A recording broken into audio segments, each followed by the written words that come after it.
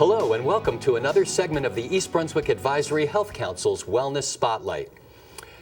You know, aside from giving a child a good place to live and rest and exercise and nutrition, all the things that have to do with wellness, another thing that's very important is their ability to be able to learn.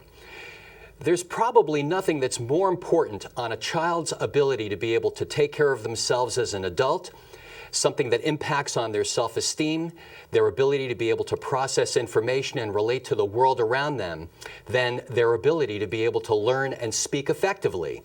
With us today is an educator's educator, Sharon Dubinksy from Brunswick Reading and Speech Center. And she's going to be telling us her insights on what she has learned on how children can learn and function at their best.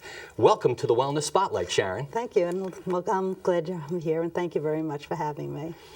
Sharon, tell us a little bit about your background and experience. Where did you go to school, and what made you become a teacher? Well, I've always wanted to be a teacher. Ever since I was a little girl, I'm sure this is a cliche, and you've heard this from everybody. Little girls love to play school, and I used to always love to play school and be the teacher.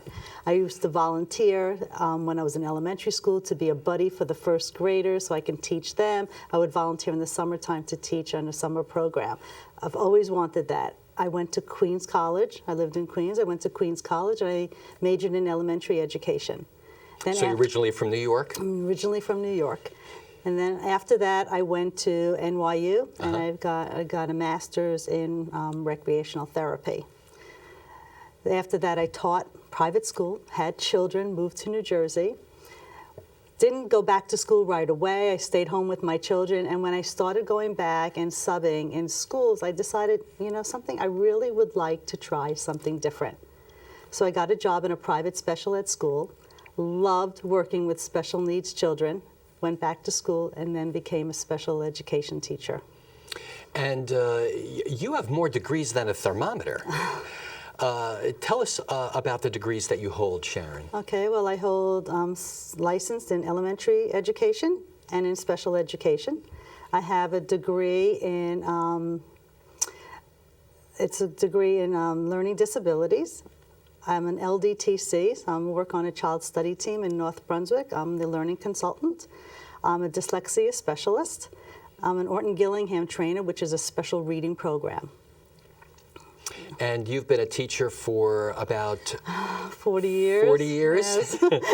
I hate to say it, but my gosh, it's gone fast. How has education changed over your career? What have you noticed? Well, I was different. I was in the elementary general ed classroom, and then I went into the special ed classroom. When I was in the elementary, in the general classroom, everything was homogeneous at that time. So you had levels, like the children that were in the higher level were in one class and then down. Now everything is heterogeneous. It's changed. And now everything is differentiated. The children are all taught in the same classroom. In special ed, now everybody is kind of being kept back in district. I worked in an out-of-district school where children were sent out because they couldn't, the public school couldn't, handle their needs. So they were sent out into a private school. Now everyone is trying to keep them in and to try to teach them in with the general education children. So that's really the main difference. And what was it that made you specialize in reading and speech? Well, I taught in a very good school, a private special ed school, where the owners and the director were very encouraging. They really wanted us to go out and to learn new programs. So every time there was another seminar, every time there was another class in reading, I always asked if I can take it, and they always granted me permission to go. So I was trained in several reading programs. I was always looking for something else to teach the children in my class, because they were having struggles with reading and written language and math. They were really learning impaired, and I was always looking for something new to teach them. And I stumbled upon this program where it was a scholarship program. I applied, I was admitted into the program, and it just went from there. I loved it. I started working with it, and I opened up a practice, and that's where I am today. You know, we're taping this program at a time of year where it's the holidays and people are shopping for all kinds of holiday gifts. And it seems like more and more parents and relatives are buying educational gifts for their children. How old should a child be before they should be encouraged to read and speak? Well, children learn how to speak at an early age. First, they learn how to listen and understand to what the English language is telling them. Then they start to speak. What's in the norm for speaking is up to 2 years they should be saying words and maybe starting sentences. You should be reading to your child from birth. Always. You should be you're just indulging them with language, constantly giving them language and talking to them and reading to them and just showing them things around. That's the beginning of reading. It's the vocabulary. They have to learn vocabulary. They have to start from birth. I just have a brand new grandson. He's a month old. Congratulations. Thank you. When I was there, I sat with him. He was only a few days old, and I was reading to him. And President Obama was holding your grandson. I saw it on Facebook. Yes, he did. He held my grandson, and so he'll be president one day too, I guess. But my own children, I started reading to them within a month of their life. It's very important for them to hear language, to hear rhyming songs. It's another thing with parents. Play songs with them. Let them hear the rhyming. It's called phonemic awareness. That's part of reading. That's the beginning of reading, when children can rhyme. And that's very, very important, when they can manipulate sounds, when they can take off the beginning sound and put another sound in its place, or take off the ending and put another sound in its place. Parents should be reading to them and listening to music and talking to them constantly. When is there a perfect time? And I can't say, well, at 6 months of age, you should be reading these books. You should be reading all the time to your child. And, in East Brunswick, we have so many blue ribbon schools. Mm-hmm. We have such an emphasis on education, and we pride ourselves on having a great educational system within our town, and the administration and teachers do a terrific job. Why are there so many reading and learning centers opening up in this area? Okay, well, you came upon a good point. Teachers in East Brunswick and all the school systems are excellent. They're well trained. They're wonderful. They do an excellent job. But we have budget cuts now. Most classrooms are 25 children in a classroom. Many children are below grade level in reading, and the teachers cannot address every single child. Why is that?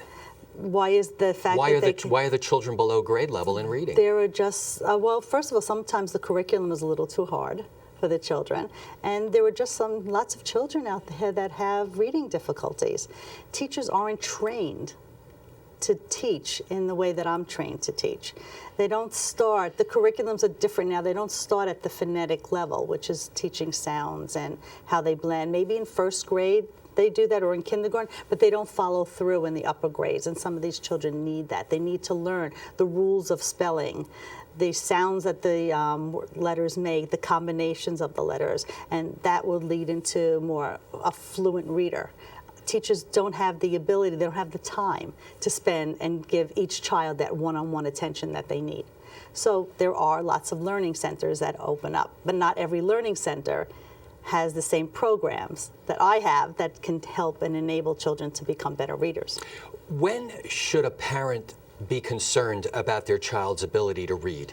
Well, first of all, they connect with the teacher. If a teacher is telling the parent that their child is below grade level, teachers do what is called a DRA. It's an assessment to see what level their child is on.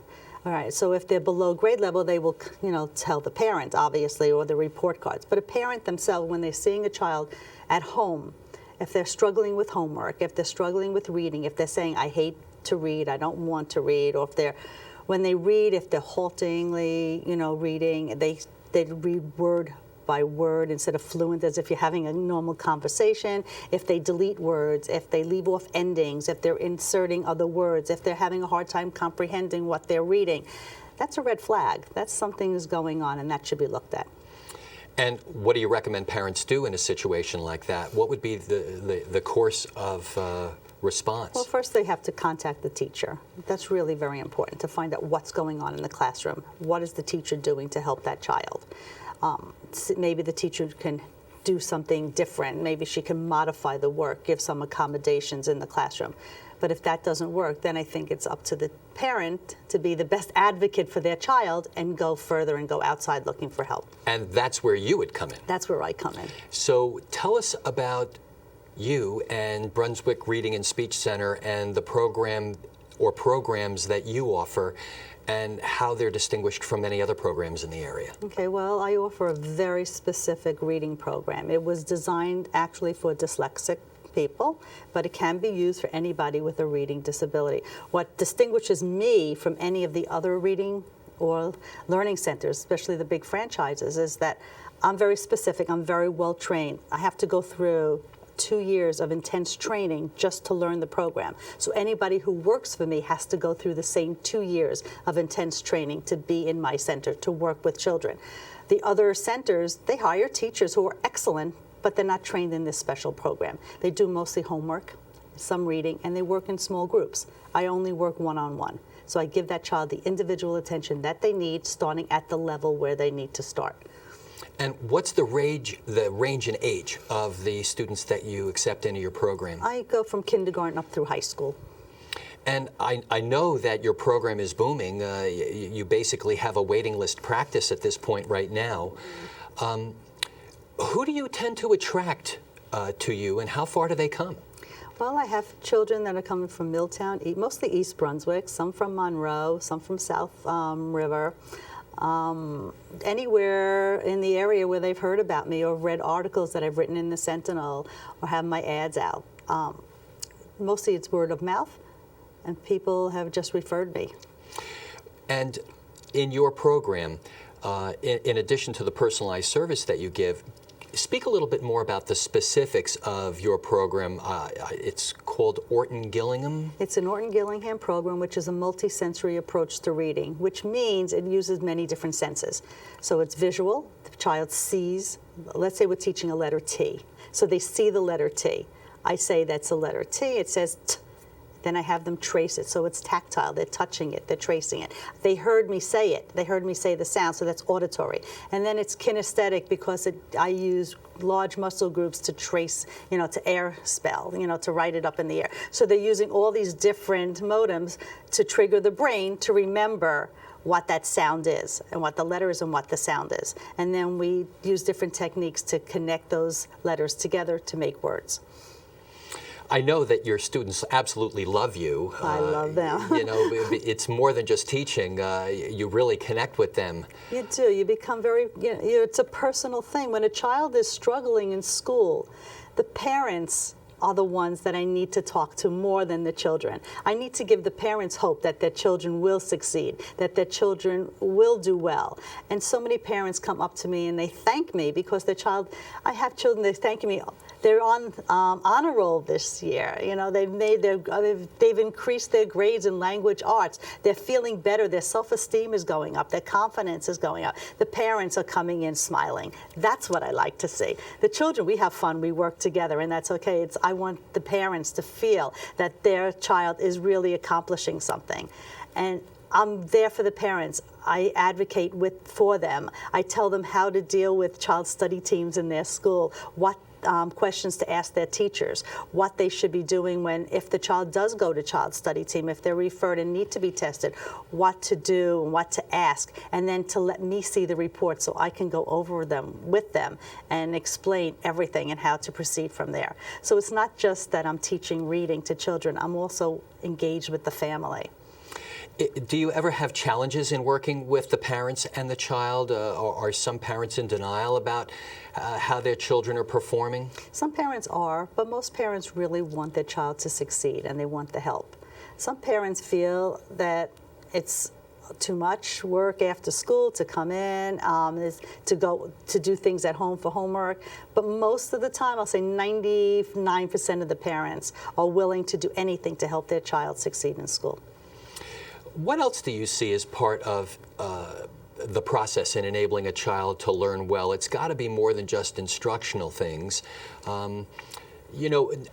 it seems like years ago when we were kids, we went to school, we came home, we played, we did our homework, and then we went to sleep. Right. You know? But now, kids have so many different activities. They're pressed for time.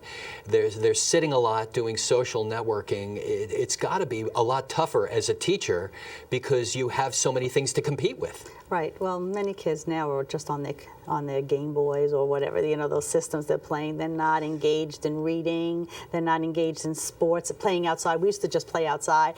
I tell the parents their child needs rest. They need to go to sleep at a decent time because they cannot function if they're sleep deprived.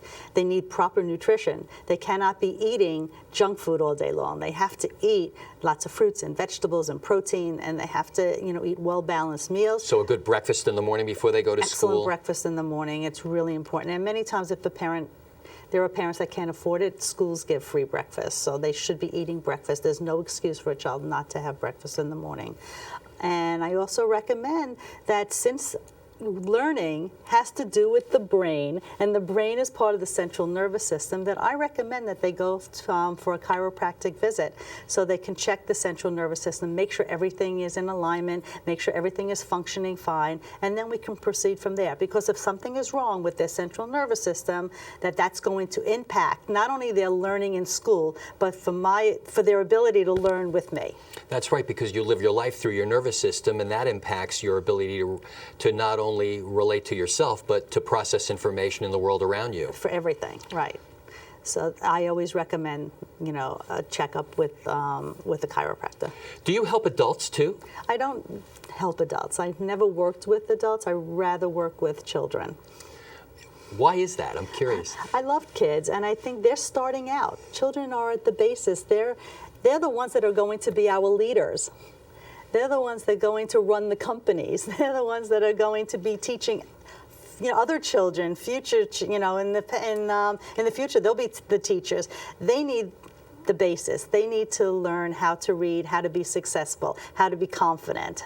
I'd rather start at the bottom and work and watch it grow than start at the top when they're already finished with their education. It seems like kids have a natural affinity. You know, as we're growing up, we have a natural affinity to be better at certain subjects than we are in others. Is that something that you feel we're born with, or is that something that's acquired? I'm good at math, or I'm good at English. I think you're born with the ability to be better in math than better in reading. Reading is a very complex thing.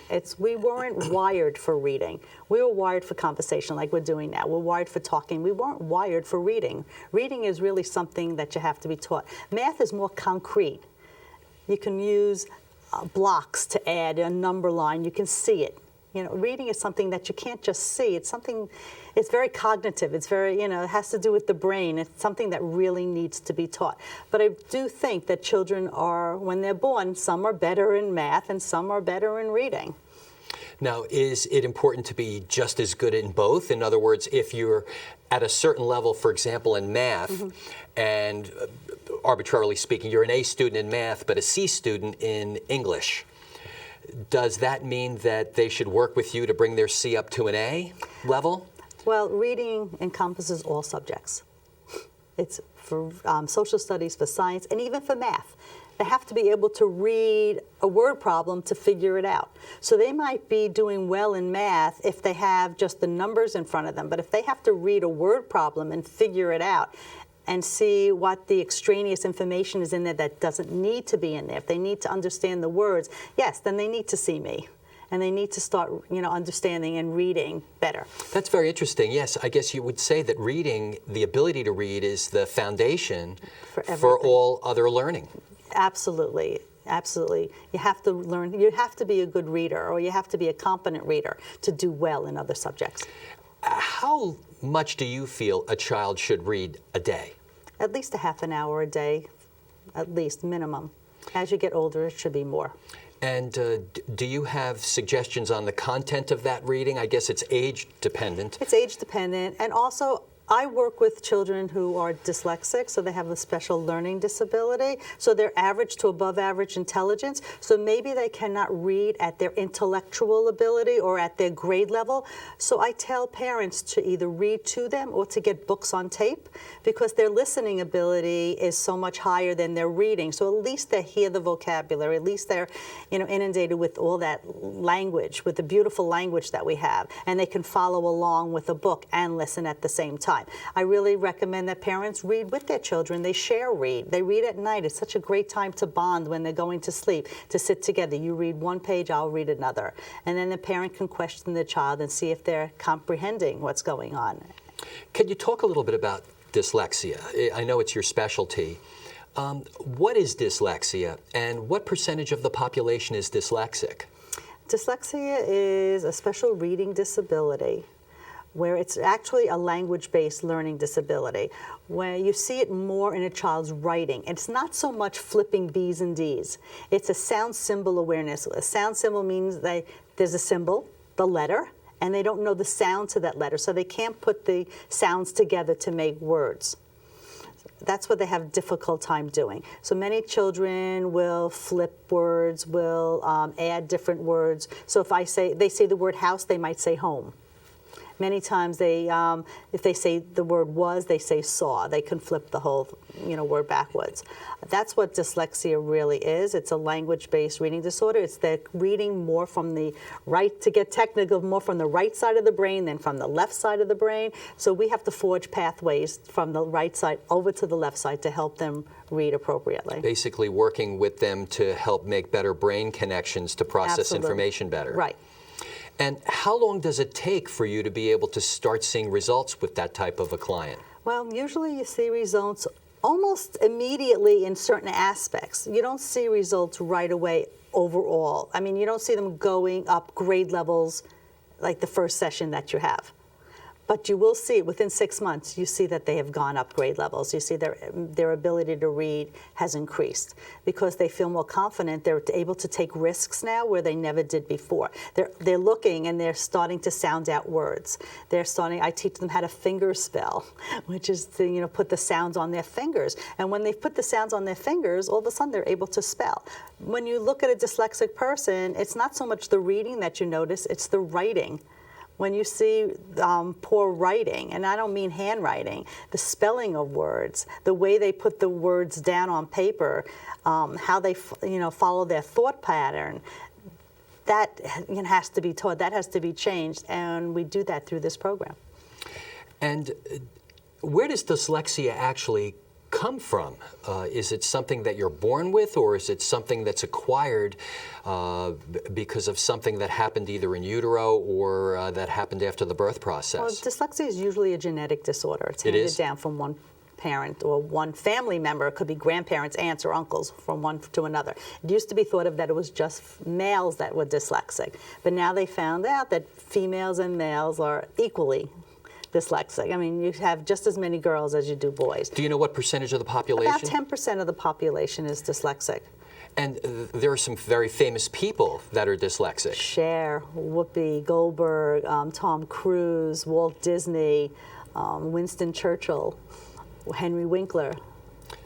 So just because a person may have dyslexia, it doesn't mean that they can't be tremendously successful in life. Well, the definition of dyslexia is they have to have usually an average to above average intelligence. These people are very intelligent and they're very artistic. And they do have the ability to learn. They just have to learn in a different way.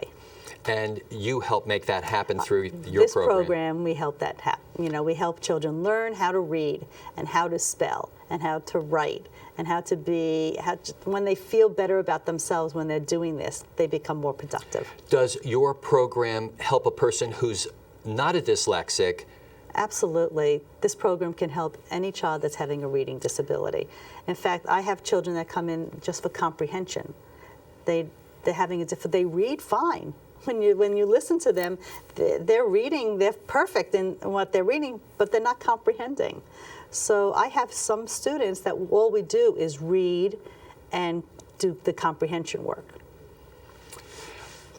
With the time that we have remaining, Sharon, where do you see education going, 5, 10, 20 years from now?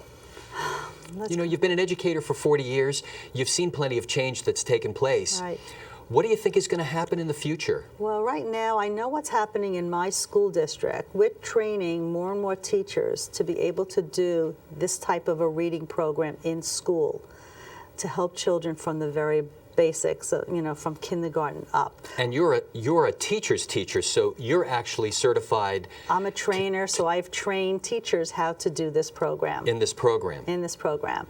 I see that we're going more towards inclusion, which is the special needs child is included in a general ed classroom with 2 teachers in the room, a regular ed teacher and a special ed teacher who's able to modify the curriculum and adapt, you know, the curriculum for that child and differentiate for not only the special needs child, but for every child that needs it in the classroom.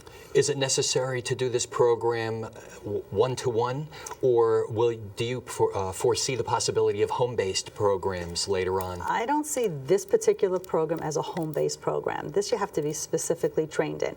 But in schools, we're doing it in small group. So up to 5 children. We're pulling out children who are at risk, and we're teaching them in small groups. In my center, we only do one-on-one, but in schools, it's small group. Now, in addition to being a teacher for 40 years, you're also a mother of 3 children. 3 children. And a grandmother of 4. And a grandmother of 4. So what advice do you have for some of the new parents that are out there in raising their children and helping them read at their best, aside from reading with them and speaking well? What other wisdom can you share, Sharon? Well, first of all, you have to love your children. Lots of hugs and kisses all the time, and tell them that you love them. And take your children places, explore things, let them see the world.